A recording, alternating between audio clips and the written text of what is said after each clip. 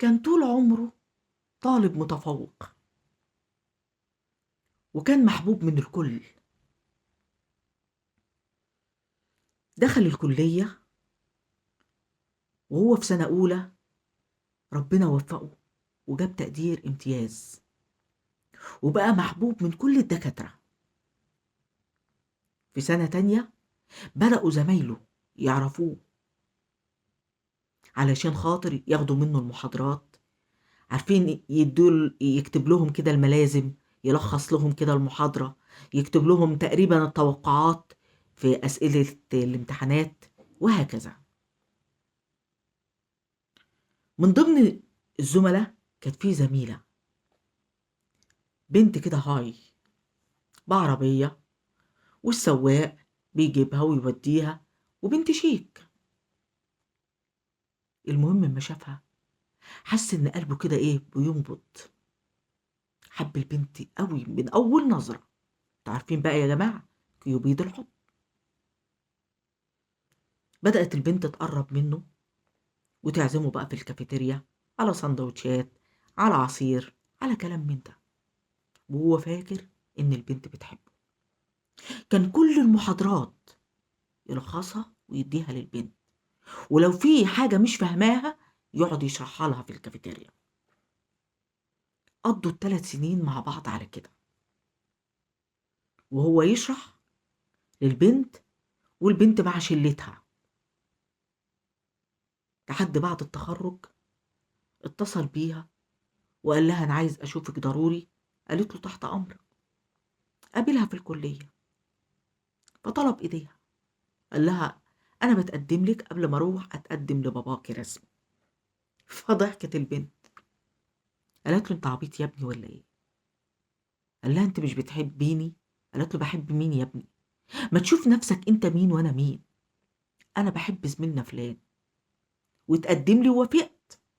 أنا كنت بحبك كأخ ليا، لكن عمري في يوم من الأيام ما تخيلت نفسي إن أكون معاك.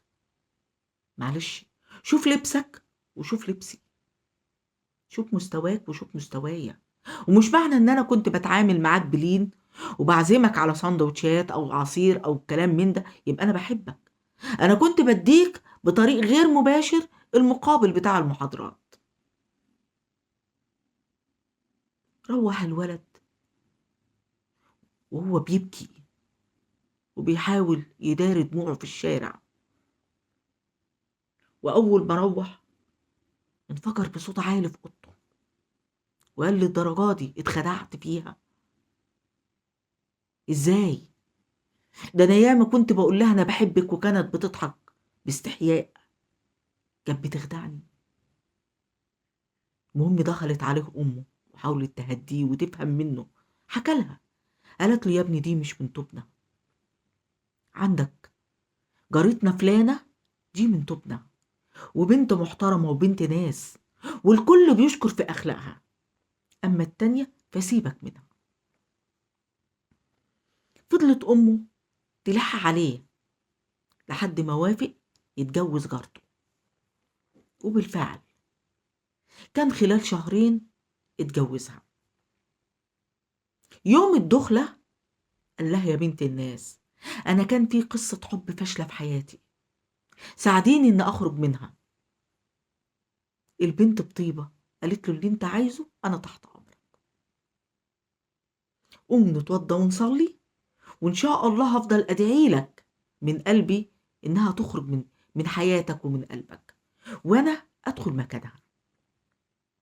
القصد مرت الأيام بينهم وعدى 3 شهور على الجواز، لحد ما في يوم فوجئ بالهانم حبيبته بتتصل عليه بتقول له أنا عايزة أشوفك ضروري. نسي اللي عملته فيه وجري زي لهبل عليها.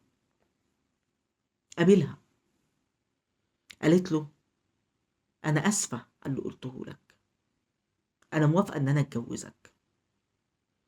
قال لها أنت مش قلتي زميلنا فلان كنت مخطوبة له؟ قالت له ما أنا اتجوزته، وطلع صفاته وصفاته وقعدت تحكي على كل عيوبه، فأنا طلبت الطلاق لاني مش هقدر اكمل معاه، وانا موافقه اتجوزك.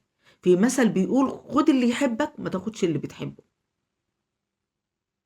فانت شوف تيجي تقابل دادي امتى.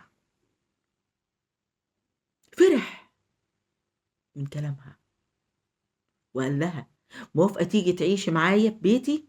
قالت له يكشف عشه، انا هعيش معاك. قال لها بس انا اتجوزت. قالت له عندك، انا زي الفريك ما احب الشريك، طلقها وبعدين يتقدم لي. الولد روح قعد يضرب اخماس في اسداس. طب هجيب عفش ليها منين؟ وهكلف نفسي شبكه ازاي؟ ده انا موحول في الديون انا واهلي من جوازتي. اعمل ايه يا ربي؟ هداه شيطانه انه يقلب اصله مع مراته. راح دابب معاها خناقه الرب السمع من غير سبب، وراح لاهلها وقال لهم بنتكم دي ما تلزمنيش. ابوها حاول يهدي فيه، ليه يا ابني؟ قال له بنتك ما كانتش بنت بنوت، وانا بصراحه جبت اخري، مش هقدر اكمل معاها. الخبر نزل على البنت لما عرفت وعلى اهلها زي ما يكون مصيبه نزلت عليهم. كبر الموضوع وبقت فضيحه في المنطقه. اهلها لانهم واثقين في تربيتهم لبنتهم راحوا القسم وعملوا محضر بالكلام ده وطلبوا عرض بنتهم على الطب الشرعي. تخيلوا عروسة 3 شهور تتهان وتتذل بالشكل ده. ايه الجبروت ده؟ القصد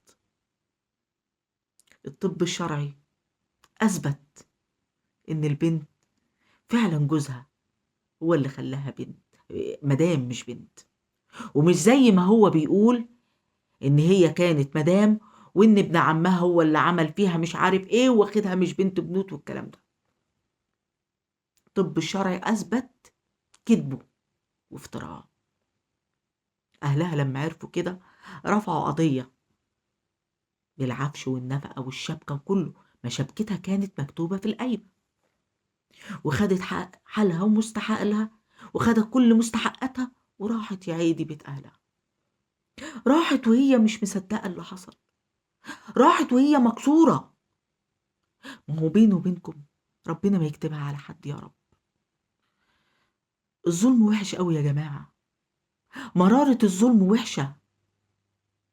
هو انت علشان خاطر العفش والشبكة وما تدفعش نفقة تعمل كده ببنت الناس؟ القصد قبل ما تنتهي العدة بتاعتها كانت قدم لها واحد ابن حلال منصب، وافقت بيه.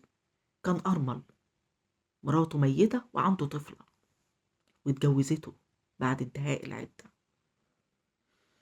وعاشت معاه عقبال كل بناتنا عيشة سعيدة هنية. صاحبنا بقى بالله راح رجع لحبيبته، قال لها انا طلقت وعملت وسويت علشان اخد العفش وما عرفتش، وحكى لها كل القصة. قالت له انت قليل الاصل، انا قلت لك طلق، ما قلتلكش تقل باصلك معاها وتستندل. انت لو كنت قعدتني في عشة كنت وافقت، لكن اللي يعمل كده فمراته يعمل فيا اكتر من كده. انا ما يشرفنيش ان اتجوز واحد زيك. قعد يقول لها بس انت حبيبتي، انت حب عمري. قالت له انا لا حبيبتك ولا ديولة، انا بالنسبة لك عارف زي النجفة، بالنسبة لك حاجة بعيدة المنال. اول ما هتنولني هتعمل معايا زي ما عملت معاها وتقل باصلك، وممكن تقل باصلك معايا ألعن ما عملت مع مراتك، لاني سبتك واتجوزت زميلتك. انا ما يشرفنيش زي ما قلت لك اتجوز واحد زيك. وسابته ومشيت. قعد يندب حظه ويقول يا ريتني ومش يا ريتني. القصد بعد سنة اتجوز وطلق، واتجوز وطلق، اتجوز 4 مرات وطلق، والخامسة اتجوزها مش طايقاه، واقفين على الطلاق لأن أخلاقه صعبة شوية، وهتفضل في حياته وصمة العار اللي عملها مع طليقته. عارفين يا جماعة، أصعب حاجة في الدنيا الظلم ومرارة الظلم. ياه، عارفش ايه اللي يخليك تهين في سمعة واحدة وتسيء لسمعتها هي وأهلها؟ عارفش ايه يا خايب؟ ازاي تعمل كده؟ منظرك ايه قدام أهلك؟ منظرك ايه قدام الناس؟ منظرك ايه قدام رب العباد؟ يوم ما تقابله يوم القيامة هتقول له ايه؟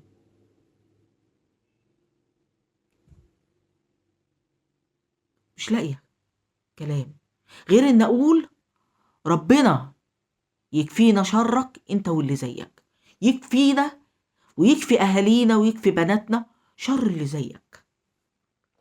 انت اللي زيك شر، اللي زيك وباء، اللي زيك استغفر الله العظيم يا ربي في الكلمة دي لعنة. للأسف أهلك ما عرفوش يربوك، ما أحسنوش تربيتك، عشان مصلحتك دست على طريقتك، وعلشان مصلحتك لو كنت اتجوزت حبيبتك كنت هتدوس عليها. اللي زيك بيدور على المصلحة وبس، لا عنده مشاعر ولا عنده ان هو يتقي الله في الناس ولا حتى يتقي الله في نفسه وفي أهله. ربنا يعافينا يا ابني منك ومن اللي زيك زي ما انا بقول لكم. انتم ايه رأيكم في نوعية الناس اللي زي دي؟ انا بصراحة يا جماعة المشكلة دي لما جات لي، عارفين انا كنت بقرأ المشكلة وانا جوايا بغلي. حاولت ان انا احكيها لكم وانا بحاول اهدي اعصابي شوية عشان اوصلها لكم، بس انا من جوايا متغاظة. ايه نوعية الرجالة دي؟ ايه النوعية السيئة القذرة دي؟ لا انا اسفة في اللفظ، ده كلمة قذرة حتى شوية. ايه النوعية دي يا شيخ؟ ربنا ينتقم منك ومن اللي زيك، من كل واحد يجي على واحدة ويظلمها ويفتري عليها ويهينها ويصب عرضها. أشوفكم على خير.